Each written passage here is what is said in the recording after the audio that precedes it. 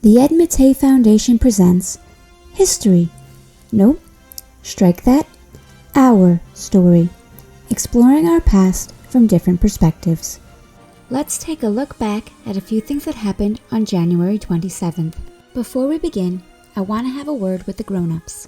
Our story today will not be a fun one, but it will be about important events that we feel need to be heard. We do not recommend today's lesson for littles, so please listen at your discretion. 1825.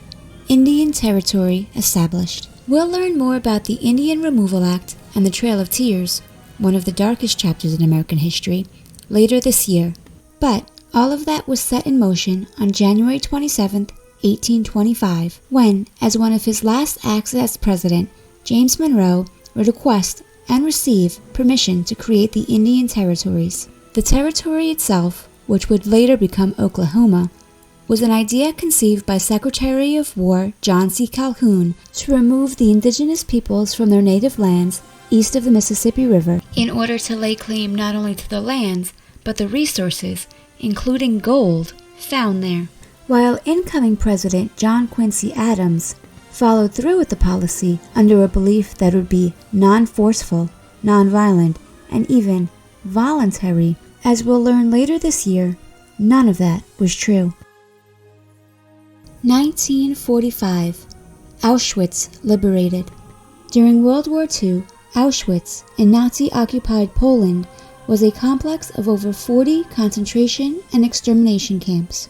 Between 1940 and 1945, about 1.3 million people, mostly Jews, were deported to Auschwitz, and of those, 1.1 million were murdered. As the war was drawing to a close and the Nazis were facing defeat, they accelerated the Final Solution, which is the name they gave to their plan to eliminate all Jews.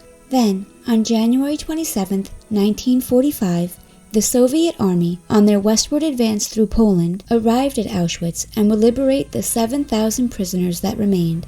In recognition of this day, on November 1, 2005, the United Nations General Assembly would designate January 27th as International Holocaust Remembrance Day. 1967.